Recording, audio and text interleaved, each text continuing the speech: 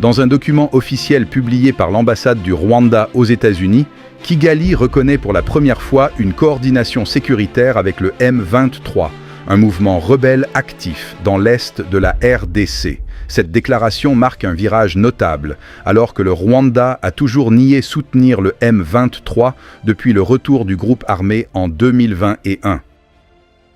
Selon le texte, le soutien du Rwanda est conditionné à la neutralisation des Forces démocratiques de libération du Rwanda, FDLR, par Kinshasa et se veut défensif.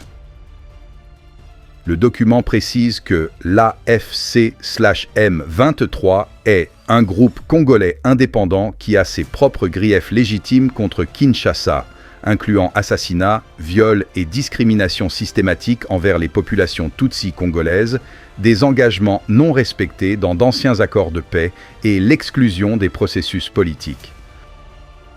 Le Rwanda justifie sa coordination comme un moyen de protéger les populations tutsi en RDC et d'éviter une nouvelle insurrection transfrontalière de type génocidaire, similaire à celle de la fin des années 1990, qu'il juge capable de menacer l'existence même du pays. Cette révélation risque de relancer les tensions diplomatiques entre Kinshasa et Kigali, alors que la communauté internationale suit de près les développements sécuritaires dans l'est de la RDC, où les affrontements entre l'armée congolaise, FARDC, et le M23 ont provoqué des déplacements massifs de population et des crises humanitaires répétées.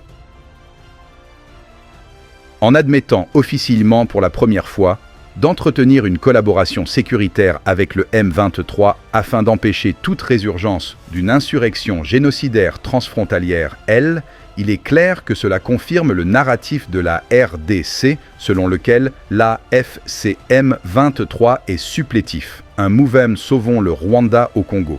Mais également, Kigali confesse clairement que 1.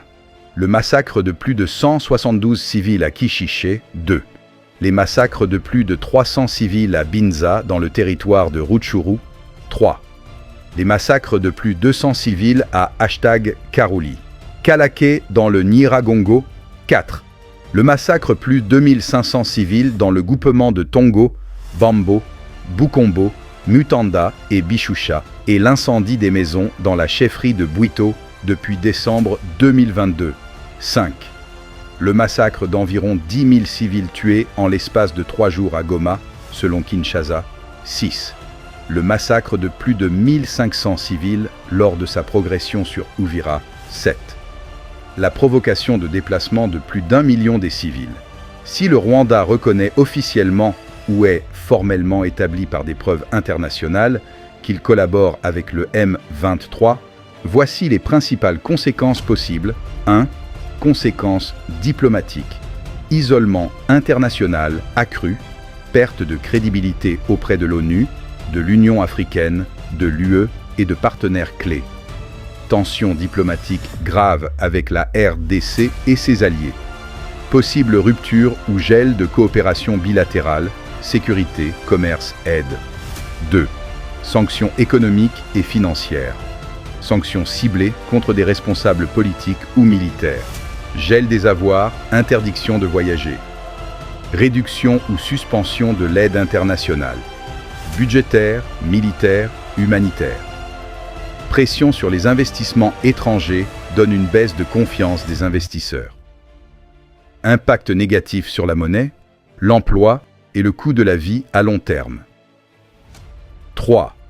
Conséquences juridiques internationales. Possibilité de procédure devant des instances internationales. Cour internationale de justice, enquête de l'ONU. Accusation de violation de la souveraineté de la RDC. Risque d'être associé à des crimes de guerre ou violation des droits humains si le lien est établi. 4. Conséquences sécuritaires. Escalade militaire régionale. RDC, Burundi, Ouganda. Renforcement des groupes armés adverses. Risque d'instabilité régionale durable dans les Grands Lacs. Conséquences internes au Rwanda. Pression interne accrue. Opinion publique diaspora. Justification plus difficile du budget militaire. Risque d'atteinte à l'image du Rwanda comme pays stable et modèle de développement. 6. Image et soft power. atteinte à l'image construite depuis des années, développement, sécurité, tourisme, sport. Remise en question de partenariats symboliques, clubs sportifs, conférences internationales, événements mondiaux. Point important. Même avant les aveux officiels, des rapports crédibles et répétés, ONU, ONG, peuvent produire les mêmes effets, surtout si les preuves s'accumulent.